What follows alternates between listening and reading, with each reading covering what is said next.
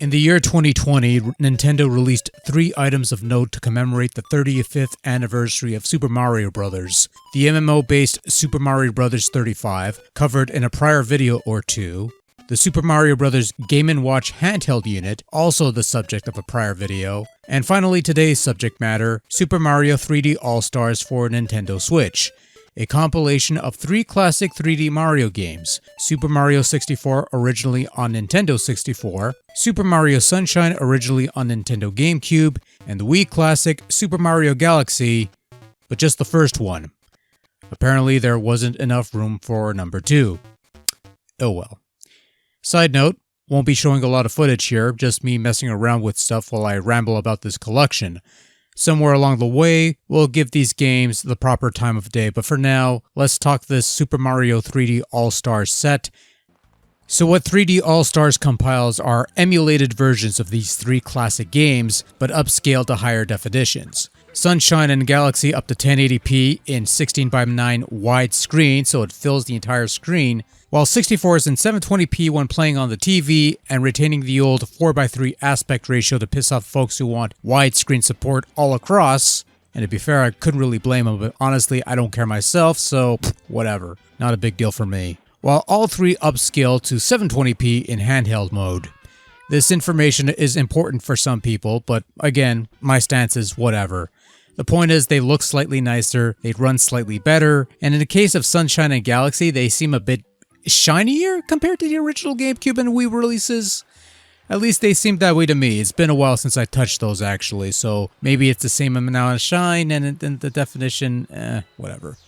Control has also gotten a bit of a boost in this collection. Anything, for example, is a substantial improvement over the stock N64 controller, come at me bro. And playing this with a Pro controller or even in handheld mode, the game controlled smoothly enough once you figured out which buttons did what, which, you know, there are diagrams to let you know which buttons did what, which help because this thing didn't come with a manual of any kind, which is a bit of a shame.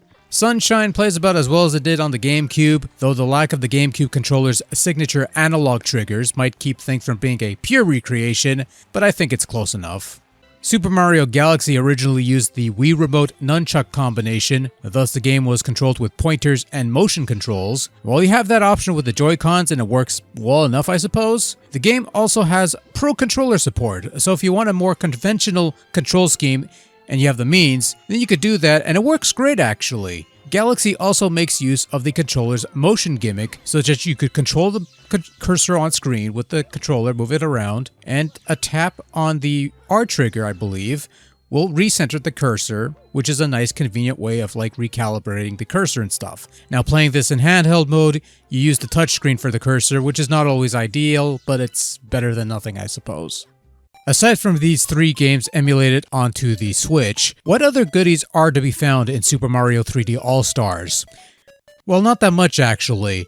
You have 3 classic games to play and their respective soundtracks that you play via a sound test menu, and that's it. The physical package is the usual Switch box and cart with colorful inside cover and not much else going for it. No manuals, nothing that's remotely commemorative or even celebratory. It is, for all intents and purposes, a very bare-bones collection of 3 classic games and their soundtracks.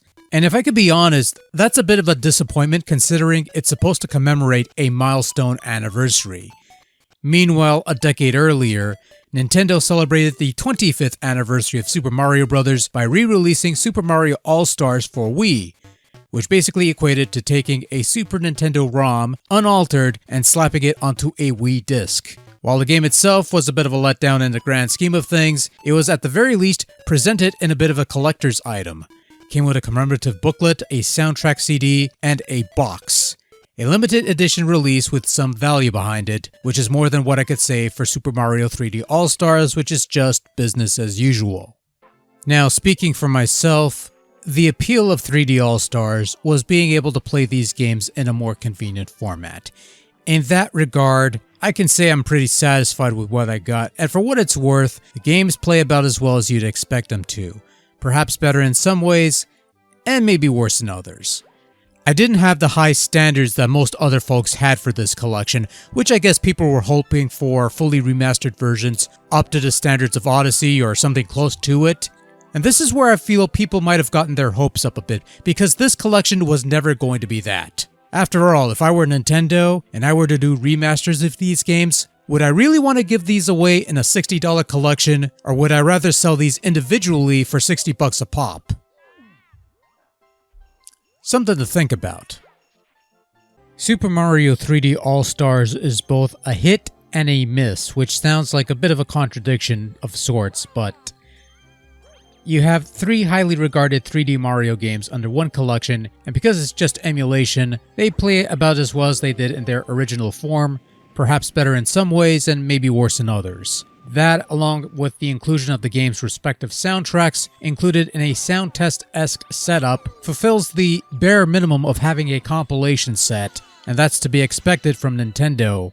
That said, 3D All-Stars is the bare minimum of a compilation, and one cannot help but bemoan the lack of features. Sure, it'd be nice to see some features from the DS port of 64 make the cut, but that'd be dwelling into territory that I figure would be out of this collection's purview. Instead, I prefer to think small and be disappointed at the lack of Virtual Console-esque suspending play, better attempts at reducing clipping that still pops up every so often, and, well, this might be pushing it a little, but I was kinda hoping for better camera controls for 64. I mean, come on, it's a fine game, but the camera was the worst aspect of that era of 3D games. That could have used a bit of a buff here, but again, that'd probably be pushing it into remastering territory that this collection was obviously not going to touch. But more than anything, and taking into consideration that this was released to commemorate 35 years of Super Mario Bros., 3D All-Stars lacked that celebratory feel that you got even with OG All-Stars on the Super Nintendo. If nothing else, 3D All-Stars has more in common with those budget DVD compilation sets where they sell you a bunch of movies for the price of one and try to cram everything onto a single disc. That's 3D All-Stars in a nutshell, but to a much smaller scale.